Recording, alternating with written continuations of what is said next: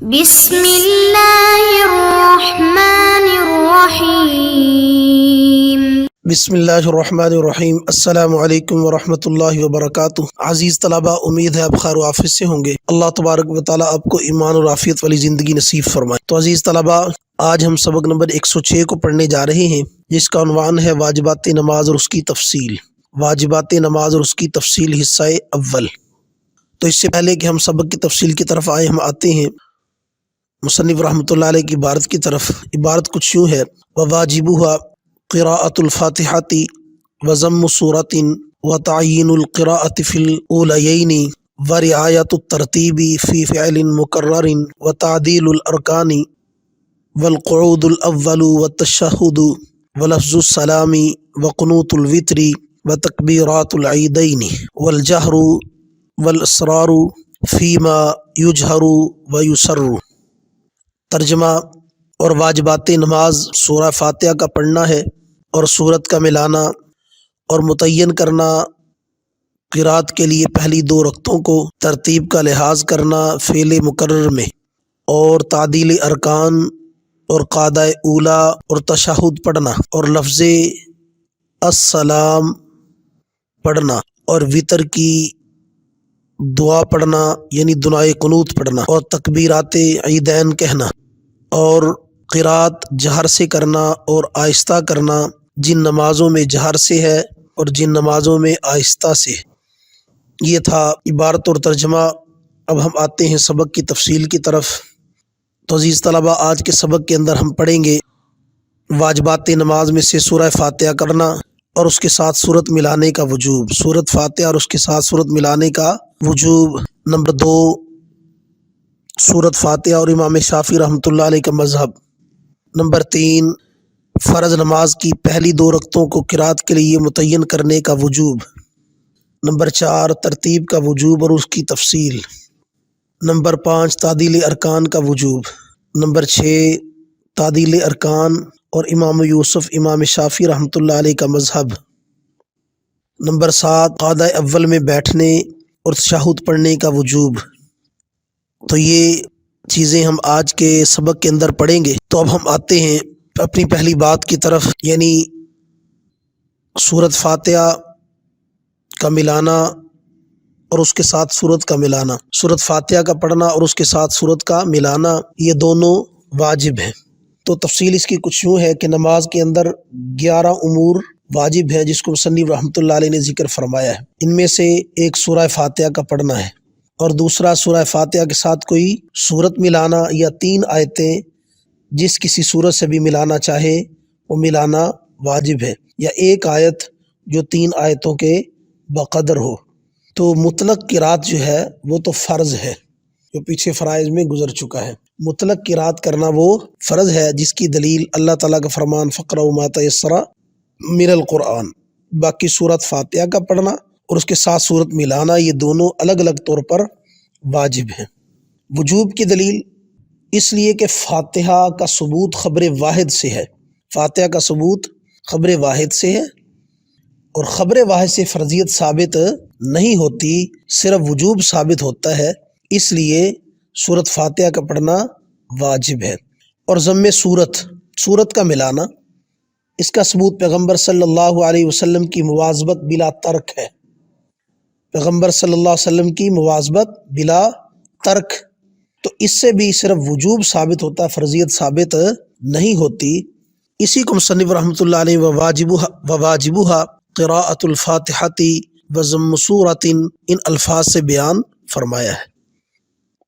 فائدہ: دوسری بات یہ کہ امام شافعی رحمۃ اللہ علیہ سورت فاتحہ کی فرضیت کے قائل ہیں۔ سورت فاتحہ کی فرضیت کے قائل ہے کہ سورت فاتحہ پڑھنا فرض ہے۔ ان کی دلیل نبی علیہ الصلوۃ والسلام کا فرمان ہے لا صلاۃ الا بفاتحۃ الکتاب، کہ جناب رسول اللہ صلی اللہ علیہ وسلم نے ارشاد فرمایا فاتحۃ الکتاب کے بغیر نماز نہیں ہوتی۔ احناف کی طرف سے اس کا جواب یہ ہے کہ مطلق قرات کی فرضیت تو ارشاد باری تعالیٰ فقرؤ ما تیسر من القرآن سے ثابت ہے۔ باقی سورہ فاتحہ کی فرضیت تو وہ آپ کی پیش کردہ روایت سے ثابت نہیں ہوتی، کیونکہ یہ خبر واحد ہے خبر واحد سے کلام اللہ شریف پر زیادتی جائز نہیں ہے۔ ہاں خبر واحد سے وجوب ثابت ہو سکتا ہے جس کے ہم بھی قائل ہیں۔ یہ تھا امام شافعی رحمۃ اللہ علیہ کا مذہب اور ان کی دلیل۔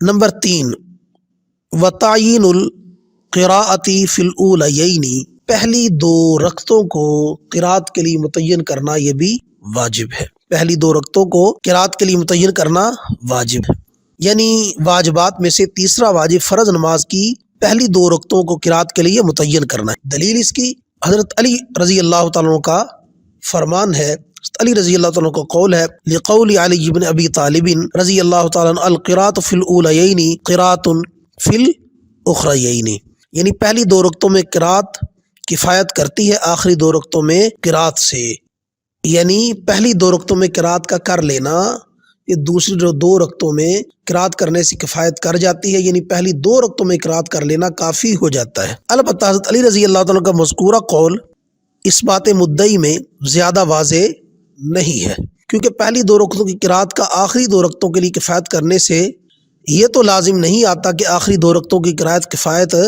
نہ کرے، اس لیے قرات پہلی 2 رکعتوں میں واجب ہو، لہٰذا زیادہ بہتر زیادہ مناسب یہ بات ہوگی کہ یوں کہا جائے کہ وجوب قرات فی الاولیین کی یہ وجہ ہے کہ پہلی 2 رکعت سابق ہونے کی وجہ سے، پہلی 2 رکعتوں کے سابق ہونے کی وجہ سے قرات کی وہ زیادہ مستحق ہیں کہ قرات پہلی 2 رکعتوں میں کی جائے، قرات کے لیے پہلے 2 رکعتوں کو متعین کیا جائے۔ یہ ہے پہلی 2 رکعتوں کو قرات کے لیے متعین کرنے کا وجوب۔ نمبر 4، ترتیب کا وجوب، ترتیب کا وجوب اور اس کی تفصیل، جس کو مصنف رحمۃ اللہ علیہ نے ورعایت الترتیب فی فعل مقرر ان کے الفاظ سے بیان فرمایا ہے۔ تو تفصیل اس کی یہ ہے کہ واجبات میں سے چوتھا واجب یہ ہے کہ جو فعل 1 رکعت میں مقرر ہو اس میں ترتیب کا لحاظ رکھنا واجب ہے، اس میں ترتیب کا لحاظ رکھنا، جو فعل 1 رکعت میں واجب ہو اس میں ترتیب کا لحاظ رکھنا واجب ہے، فرض نہیں ہے۔ حتیٰ کہ اگر کسی نے سہون سجدہ ثانیہ کو چھوڑ دیا اور دوسری رکعت کے لیے کھڑا ہو گیا، بعد میں اس کا اعادہ کیا تو اس کی نماز فاسد نہ ہوگی۔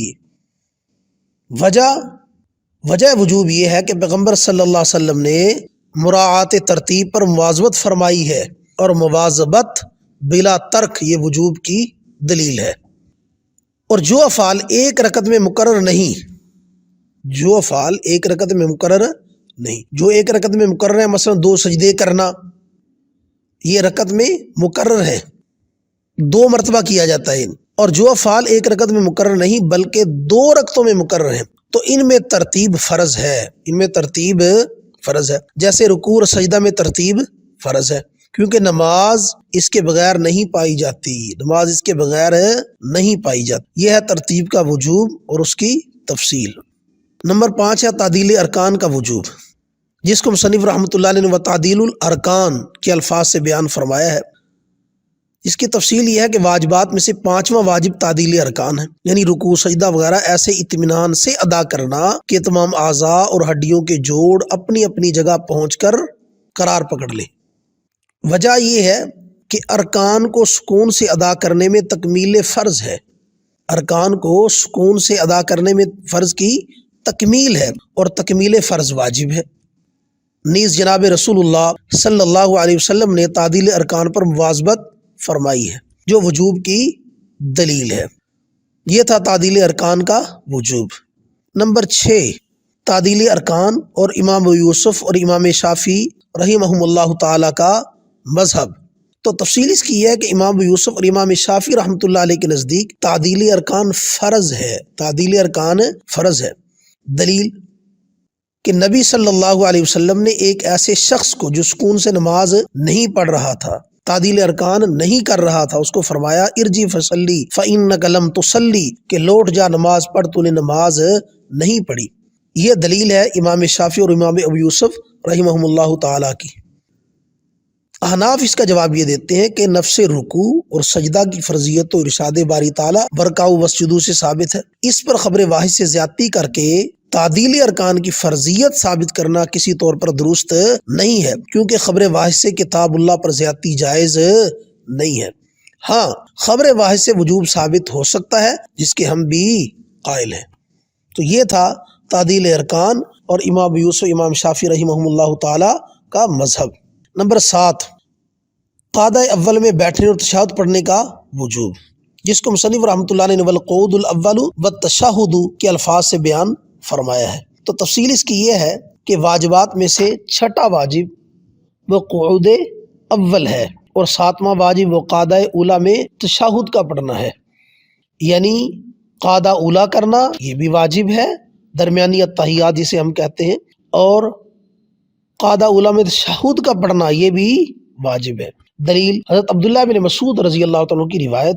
عبداللہ بن مسعود رضی اللہ تعالیٰ فرماتے اخذ رسول اللہ صلی اللہ علیہ وسلم بیدی وعلمنی التشہد کما کان یعلمنی سورۃ من القرآن وقال قل التحیات للہ، حضور اکرم صلی اللہ علیہ وسلم نے میرا ہاتھ پکڑا اور مجھے تشہد سکھلایا جیسے کہ مجھے کوئی سورت قرآن مجید کی سکھلاتے تھے، اور فرمایا قل پڑھو التحیات للہ۔ پس حدیث شریف میں لفظ قل یہ امر ہے جس سے وجوب تشہد ثابت ہوتا ہے، فرضیت ثابت نہیں ہوتی، کیونکہ یہ خبر واحد ہے اور خبر واحد سے فرضیت ثابت نہیں ہوتی۔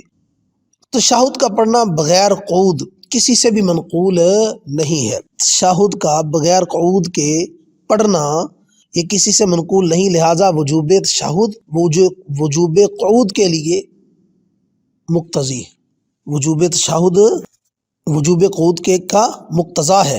نیز نبی اکرم صلی اللہ علیہ وسلم نے قعود اور تشہد پڑھنے پر بلا ترک مواظبت فرمائی ہے، قعود اور تشہد پڑھنے پر بلا ترک مواظبت فرمائی ہے، جو کہ خود وجوب کی دلیل ہے۔ تو عزیز طلبہ، یہ تھا ہمارا آج کا سبق، جس کے اندر ہم نے واجبات نماز میں سے فاتحہ کا پڑھنا، فاتحہ کے ساتھ سورت کا ملانا، پہلی دونوں رکعتوں کو قرات کے لیے متعین کرنا، فعل مقرر میں ترتیب کی رعایت کرنا، تعدیل ارکان کا وجوب، قعدہ اولا اور تشہد کا وجوب۔ تو یہ تھا ہمارا آج کا سبق۔ اللہ تبارک و تعالیٰ تفقہ فی الدین نصیب فرمائے، دین کو سمجھ کر اس پر عمل کرنے کے اور اس کی اشاعت کرنے کی توفیق نصیب فرمائے۔ وآخر دعوانا الحمد للہ رب العالمین۔